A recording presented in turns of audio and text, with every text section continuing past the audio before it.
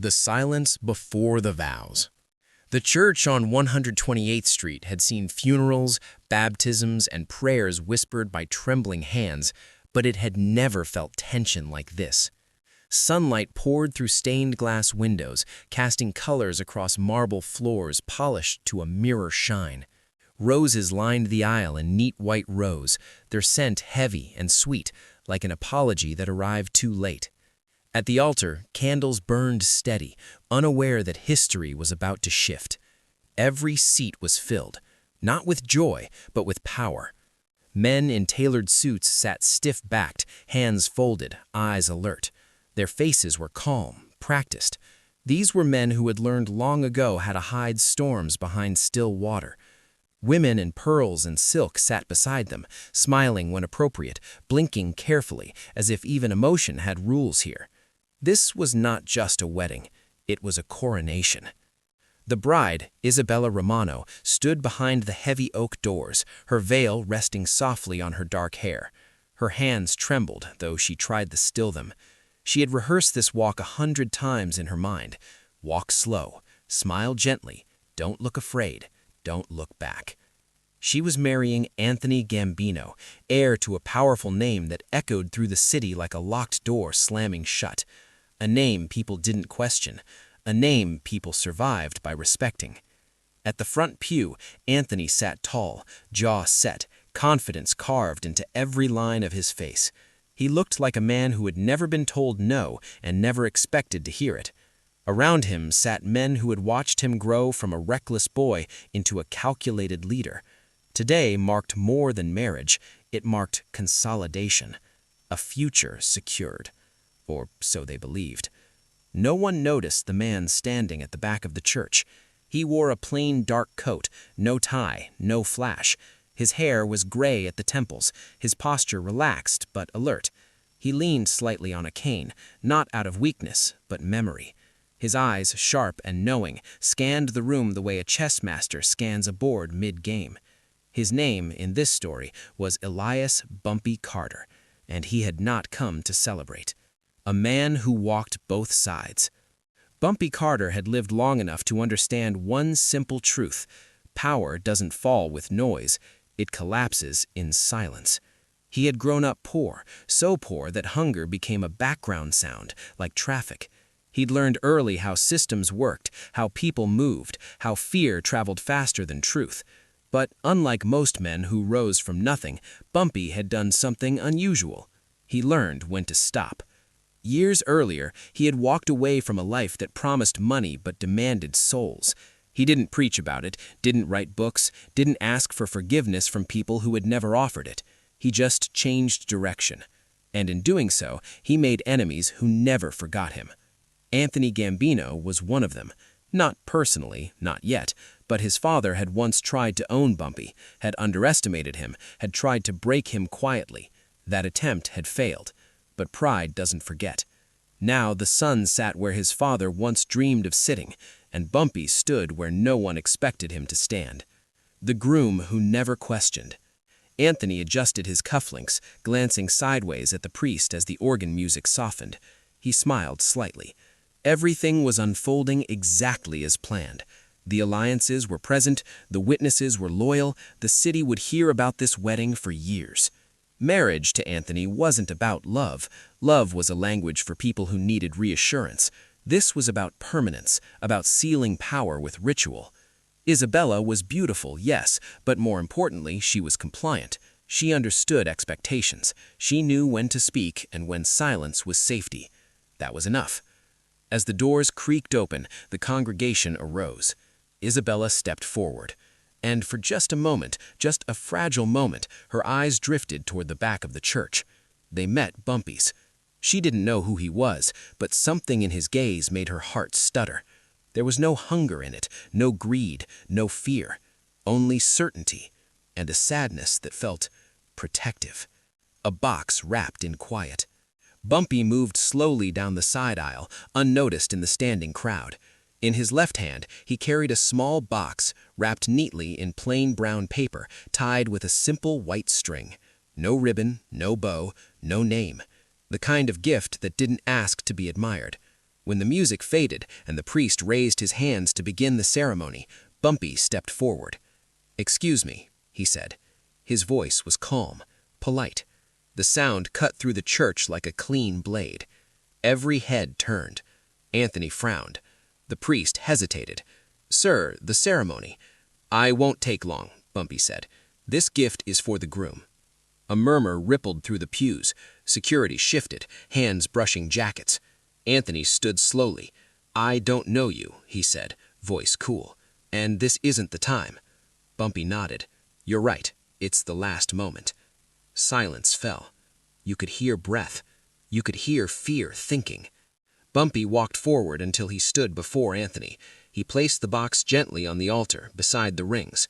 "This," he said softly, "is not a threat. It's a truth." Anthony laughed once, sharp and dismissive. "You've got nerve." "No, I've got memory. The gift that didn't shout." Anthony stared at the box. He had received gifts his entire life, expensive ones, rare ones, dangerous ones. But this one unsettled him.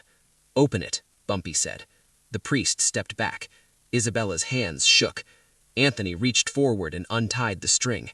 Inside the box was not gold, not money, not weapons. It was paper. Old photographs, documents, newspaper clippings, a single folded letter on top. Anthony's smile vanished. His eyes scanned the contents rapidly, his face drained of color, not fear, but recognition. The room didn't know it yet, but it would. Bumpy leaned in slightly and spoke so only Anthony could hear. "Everything built on silence falls when the truth learns to speak." Anthony's fingers tightened around the letter. "What is this?" he whispered. Bumpy straightened. "This," he said aloud, "is your inheritance." The past returns quietly. Anthony's father had been careful, ruthless, but careful. He'd buried secrets deep, spread risk thin, trusted only blood. But he had made one mistake. He had underestimated the man he tried to erase. Bumpy had kept records, not for revenge, but for protection. And when he walked away from that life, he didn't burn them. He waited. Not for money, not for power, for the right moment. And moments like these, moments where power believed itself untouchable, were rare. Bumpy turned to the congregation. "I won't disrupt this ceremony any further," he said calmly, "but I will say this." He looked at Isabella. "Marriage should never begin with a lie." Then he looked back at Anthony. "And empires should never forget who they stepped on." Bumpy turned and walked away. No guards stopped him. No one moved. Anthony stood frozen, the weight of paper heavier than any weapon he had ever held. Outside, the church bells began to ring, on schedule, unaware that the future had just cracked. The letter and the shattered empire. Anthony Gambino stared at the contents of the small, unassuming box as if it contained a living creature waiting to bite him. He held the letter with trembling hands, unable at first to comprehend why the neat handwriting felt so familiar, so intimately precise. The photographs beneath it revealed years of careful documentation. Anthony's father in secret meetings, unsigned agreements that funneled money to hidden accounts, ledgers detailing debts, favors, and promises whispered into the wrong ears. There were names Anthony had only heard in passing, names that should have been invisible, erased from history. As his eyes darted across the pages, a cold weight settled in his chest, heavier than any financial loss, more oppressive than any threat of law or rivalry. He realized that what Bumpy had handed him was not a weapon, in the conventional sense, not a vendetta, but a mirror, a reflection of every moral compromise and every silent betrayal his family had built their empire upon. The truth, it turned out, was a more dangerous adversary than any rival. Anthony's thoughts raced. He thought of his father, now long gone, whose shadow had been both a throne and a cage. He thought of Isabella, whose laughter had always been carefully measured to maintain appearances. And he thought of Bumpy Carter, who had walked into the church unannounced, delivering this gift not with malice, but with surgical precision. What unsettled him most was not the evidence itself, but the calm inevitability with which Bumpy had acted.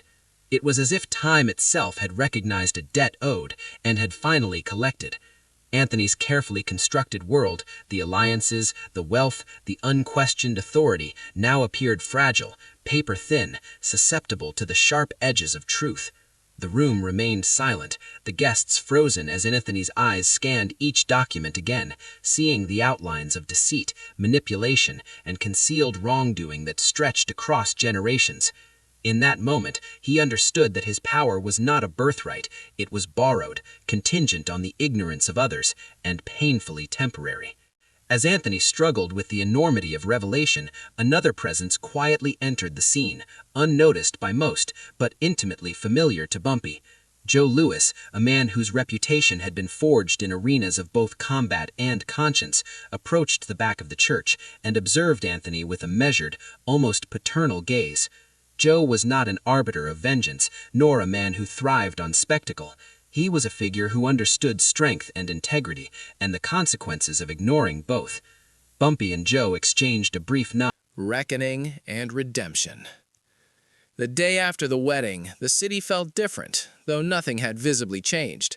Streets were the same, buildings the same, yet the echoes of truth carried weight beyond the walls of the church. Anthony Gambino had returned to his office, a space he had once considered invincible, decorated with expensive art, polished oak, and the silent testimonies of power. But now, every object seemed hollow, every framed photograph a reminder that appearances are easily curated, while integrity is often overlooked. The documents Bumpy had delivered lay spread across his desk like a mosaic of unspoken realities. Anthony sat for hours, staring at them, tracing the lines of contracts, ledgers, and photographs with a fingertip, as if he could absorb their lessons through touch alone. He realized the empire his father had built, which he had assumed would survive indefinitely through fear and obedience, was built on fragile foundations, on the selective blindness of those who served it, and on the compromises that generations had made without hesitation. It was not just Anthony's inheritance of wealth that had been questioned, it was the moral inheritance he had taken for granted. Joe Louis appeared at the office without ceremony, not with confrontation, but with the calm authority of someone who had witnessed countless lives teetering between ruin and redemption. "You can't rebuild what you don't understand," Joe said, settling into a chair across from Anthony. He gestured toward the documents. "And understanding requires honesty, not just with the world, but with yourself. If you try to continue as before, you'll only dig a deeper pit. But if you acknowledge the truth, if you let it guide you, you might create something stronger than money or fear can ever buy." Anthony listened, his pride warring with his instinct to deflect, to blame others, to revert to the life he had known so well. But there was a calm in Joe's presence that forced reflection, a reminder that life's real victories are measured not in dominion over others, but in integrity under scrutiny. For the first time, Anthony felt the stirrings of something foreign, yet compelling, responsibility, not just for his empire, but for every action that had been influenced by it, and for every person affected by the shadows of past choices. In the days that followed, Anthony began the painstaking work of reckoning. He called meetings with his closest advisors, men and women who had long assumed loyalty was unquestioned, and began to ask questions that made them uncomfortable, not out of malice, but out of necessity. "Who benefits from this?" he asked, pointing to a ledger entry, "and at what cost?" He listened to answers with measured patience, noting evasions, half-truths, and omissions. The atmosphere shifted. Those accustomed to obedience now felt uncertainty.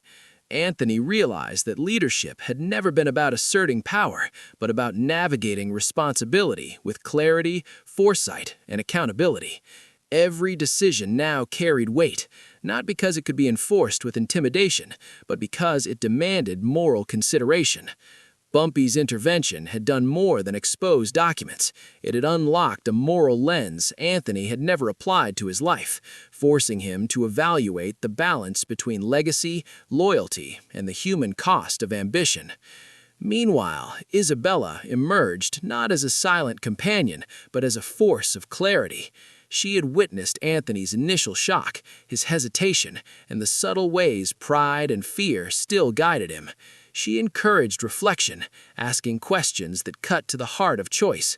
What do we want our lives to mean? Who do we want to be remembered as? At first, Anthony bristled, uncomfortable with vulnerability, but he found that in her presence he could confront truths he had long ignored. Isabella became more than a witness. She became a partner in transformation, guiding him toward the realization that genuine influence comes not from fear or inherited wealth, but from integrity and courage to correct past mistakes. Their relationship began to shift from transactional to profound, grounded in shared vision and moral accountability rather than convenience or social expectation.